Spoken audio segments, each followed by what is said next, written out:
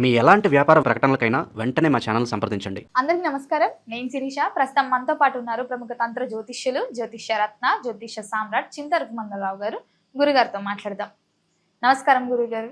మాతృదేవో భవ, పితృదేవో భవ, ఆచార్య దేవో భవ. ఓం నమో మాందేశ్వరాయ నమః. అందరూ బాగుండాలి, అందరికి మంచి జరగాలి. గురుగారు, ఈ జూన్ మాసంలో ద్వాదశ రాశులైన మొదటి రాశి మేష రాశి వారికి ఎలా ఉండబోతుందంటారు? ఎలాంటి జాగ్రత్తలు తీసుకోవచ్చు అంటారు?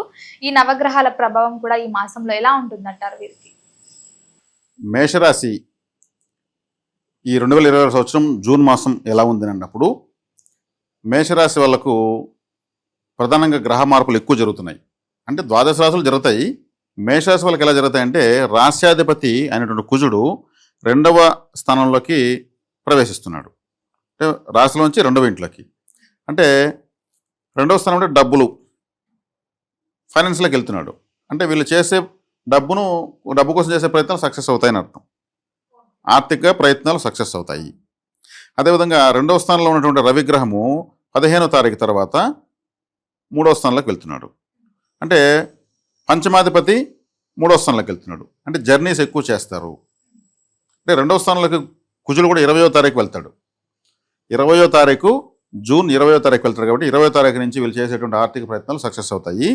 15వ తారీఖే రవిగ్రహము 3వ ఇంట్లోకి వెళ్తుంది. 3వ స్థానం అంటే ప్రయాణాలు, వీళ్ళు చేసే ప్రయత్నాలు, కమ్యూనికేషను, ఇతరుల సహకారము, ఇవన్నీ సక్సెస్ అవుతాయి. అంటే వీళ్ళు చేసే ప్రయత్నాలు సక్సెస్ అవుతాయి. ఎందుకంటే రాశాధిపతి పంచమాధిపతి స్థాన మార్పు ఎక్కడికి వెళ్తున్నారు, ఆ స్థానం యొక్క ప్రభావం ఏంటి అన్నప్పుడు 2, 3 స్థానాలు కాబట్టి ఆర్థికంగా వీళ్ళు చేసేటువంటి ప్రయత్నాలు, వీళ్ళు డెవలప్మెంట్ చేసేటువంటి అన్నీ కూడా బాగుంటాయి. అదేవిధంగా బుధుడు 3వ ఇంట్లో ఉన్నాడు. బుధుడు 3వ ఇంట్లో ఉంటూ 22వ తారీఖు ఆయన కూడా 3వ స్థానంలోకి వెళ్తున్నాడు, 4వ స్థానంలోకి వెళ్తున్నాడు. బుధుడు అంటే 6వ ఇంటి వాడు. 6వ ఇల్లు అంటే ఏమి? సర్వీస్, ఉద్యోగము. అంటే కర్కాటకలోకి వెళ్తే 6వ ఇల్లు అన్నప్పుడు కర్కాటకానికి కన్యారాశికి లాభంలోకి వస్తున్నాడు. చేసే ఉద్యోగంలో అభివృద్ధి. అంటే ఉద్యోగం అంటేనే మాత్రం అది వృత్తి అంటే 10వ స్థానము, ఉద్యోగం అంటే 6వ స్థానము. చేసే ఉద్యోగంలో ట్రాన్స్ఫర్సు, ప్రమోషన్సు, ఇంకేదైనా వీళ్ళకు ఇంకే ఇంక్రిమెంట్స్, ఏదైనా సరే బెనిఫిట్ ఉంటుంది. 2వ తారీఖునే గురువు 4వ ఇంట్లోకి వెళ్తున్నాడు. గురువు అంటే వీళ్ళకు భాగ్యాధిపతి చతుర్థంలోకి వచ్చి వీళ్ళకు వ్యయ స్థానంలో ఉన్నటువంటి శనేశ్వరుని చూస్తాడు. ఏలినాటి శని జరుగుతుంది వీళ్ళకు.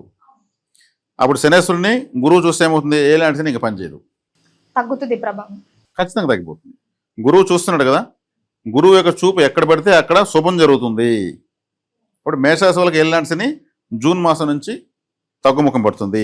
ఈ గ్రహాలన్నీ మారుతున్నాయి కాబట్టి వీళ్ళు ఉద్యోగ, వివాహ, వృత్తి ప్రయత్నాలన్నీ సక్సెస్ అవుతాయి. అయ్యేదానికి ఇప్పుడు వీళ్ళకు ఆ స్టెప్స్ పడిపోతాయి.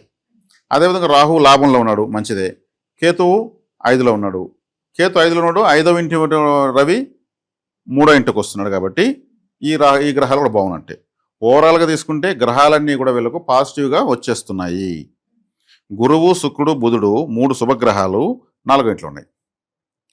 బుధుడు నాలెడ్జ్, శుక్రుడు లగ్జరీ, గురువు ఫైనాన్సు, ఇవన్నీ కూడా 4వ స్థానంలో ఉన్నాయి. 4వ స్థానంలో గురువు ఉచ్చస్థితిలోకి వస్తున్నాడు. అంటే ఉచ్చస్థితి అంటే బలంగా ఉన్నాడు. అక్కడికి ఇంకో 2 శుభగ్రహాలు వస్తున్నాయి. కాబట్టి గృహ వాహన యోగం కూడా ఉంది. 4వ స్థానం అంటే గృహస్థానము, వాహన స్థానము. గృహంలో శుభకార్యాలు జరుగుతాయి. ఇంట్లో ఈ రాశిలో చిన్నపిల్లలు ఉంటే వాళ్ళ ఇంట్లో వీళ్ళ జగొచ్చారిస్తే వాళ్ళ ఇంట్లో వాళ్ళకి శుభకార్యాలు జరుగుతాయి.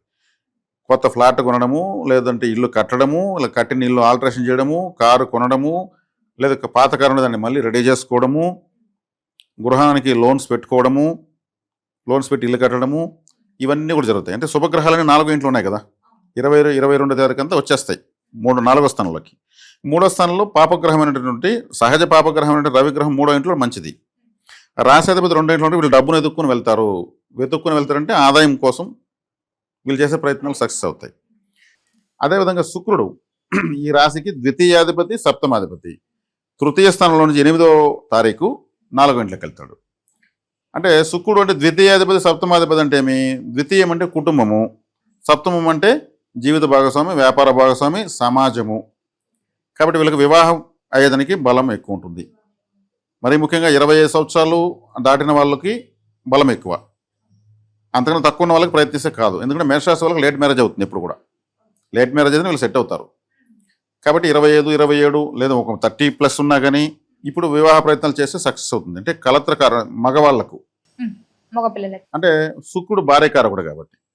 అదేవిధంగా 4వ స్థానంలోకి వెళ్తున్నాడు కాబట్టి తృతీయం నుంచి 4వ స్థానం అంటే తల్లి, అంటే మాతృక్షేమము, తల్లి యొక్క తల్లికి సంబంధించినటువంటి ఏదైనా నగలు కొనడము, లేదా తల్లి ఆస్తి సంక్రమించడము, లేదంటే భార్య ఉంటే భార్యకు అమ్మగారి ఆస్తి భార్యకు వచ్చి ఇట్లా రావడము, లేదా భార్యకు అత్తగారు ఏదన్నా జాబ్లో రిటైర్డ్ అయితే ఆ డబ్బులు వీళ్ళకి ఉపయోగపడము, వీళ్ళకి ఇవ్వడము, అంటే మాతృ సంబంధమైనటువంటి మాతృ సమానమైనటువంటి వారి యొక్క బెనిఫిట్ ఉంటుంది.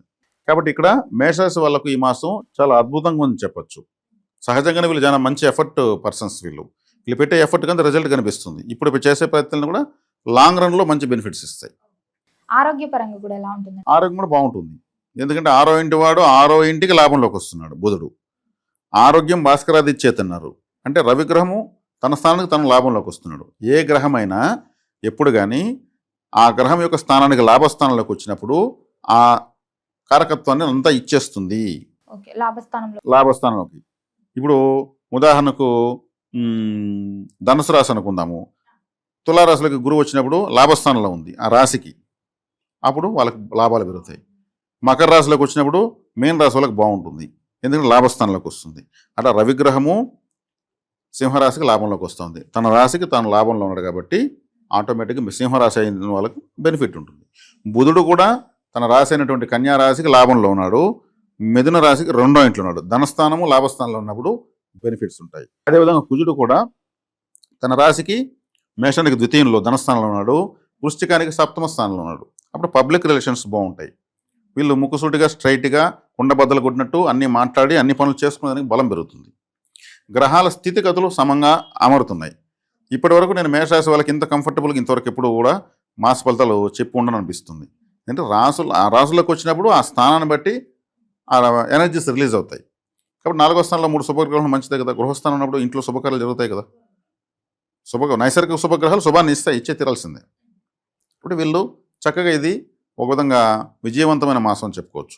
మరి రైతులకు కూడా ఎలా ఉంటుందంటారు గురుగారు ఈ మాసంలో? అసలే ఈ రాశిలో పుట్టిన అన్ని వర్గాల వాళ్ళకు, రైతులకు, రాజకీయ నాయకులకు, సినిమా కళాకారులకు, షేర్ మార్కెట్లో ఉన్న వాళ్ళకు, అదేవిధంగా విద్యార్థులకు, వివాహం కాని వాళ్ళకు, వివాహం అయిన వాళ్ళకు, పిల్లల కోసం ప్రయత్నించే వాళ్ళకు, అన్ని వర్గాల వాళ్ళకు చాలా చక్కగా ఉంటుంది. ఎందుకంటే ఈ గ్రహాలన్నీ కూడా ఈ రాశిలో ఉన్నటువంటి అన్ని వర్గాల వాళ్ళకు అనుకూలంగానే ఉన్నాయి కాబట్టి మేషరాశి వాళ్ళకు మంచి సక్సెస్ఫుల్ మంత్గా చెప్పచ్చు.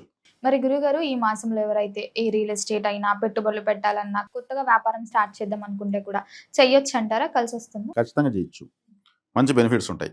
అంటే నేను చెప్పాను కదా, మొట్టమొదటి పైన చెప్పి వీళ్ళు చేసే ప్రయత్నాలు సక్సెస్ అవుతాయి. పంచమాధిపతి అంటే అదృష్టాన్ని ఇచ్చే గ్రహము ప్రయత్నం అనే స్థానానికి వచ్చింది, అప్పుడు ప్రయత్నాలన్నీ సక్సెస్ అవుతాయి. మామూలుగా 3వ ఇంట్లో సహజంగా పాపగ్రహం యోగాన్ని ఇస్తుంది. రవి, రాహు, కేతువు, శని, ఇవన్నీ, కుజుడు 3వ ఇంట్లో మంచి బలాన్ని పొందుతాయి. కాబట్టి రవిగ్రహం పంచమాధిపతి అంటే 3వ ఇంట్లోకి వచ్చాడు, పంచమానికి లాభంలోకి వచ్చాడు, రాశికి 3వ ఇంట్లోకి వెళ్ళాడు. కాబట్టి వీళ్ళకు ఈ రవిగ్రహం వీళ్ళకు అత్యంత శుభగ్రహం. మరి ఈ మాసంలో వీరు ఏ దైవ నామస్మరణ చేస్తే బాగుంటుంది? వీళ్ళు ఆరాధించాల్సిన దేవుడు ఎత్తుకుంటే సుబ్రహ్మణ్య స్వామి ఆరాధన. మేషరాశి వాళ్ళు మాస ఫలితాలతో సంబంధం లేకుండా సుబ్రహ్మణ్య ఆరాధన చేస్తూ ఉంటే చాలా వరకు రిజల్ట్ వస్తూనే ఉంటుంది. ఈ మేషము అంటే అది కూడా ఒక పర్వతం పైన ఉన్న సుబ్రహ్మణ్య స్వామిని ఆరాధించాలి. అంటే మేషం అంటే తల, అవును, తల అంటే ఇది పర్వతము, మనమే ఒక పర్వతం అనుకుంటే ఇది మేషము. ఈ రాశికి అధిపతి కుజుడు, కుజుడుకి అధిష్టాన దేవత సుబ్రహ్మణ్య స్వామి. కాబట్టి పళని, తిరుత్తని, తిరుపరగుండ్రం, పలముదిరి సోలై, స్వామిమలై ఇవన్నీ పర్వతాల పైన ఉంటాయి. ఎప్పుడు ఆరాధిస్తూ ఉండాలి. వీళ్ళకి చాలా మంచి ఫలితం అనేది మాత్రం కంపల్సరీ వస్తూనే ఉంటుంది. జాతకానికి జ్యోతిషానికి సంబంధం లేకుండా సుబ్రహ్మణ్య స్వామిని ఆరాధించాల్సినటువంటి రాశి మేషరాశి. గురుగారు మొత్తం మీద జూన్ మాసంలో మేషరాశి వరకు ఎలా ఉంది, ఎలాంటి జాగ్రత్తలు తీసుకోవాలి, ఎలాంటి పరిహారాలు చేయాలో తెలియజేసినందుకు ధన్యవాదాలు.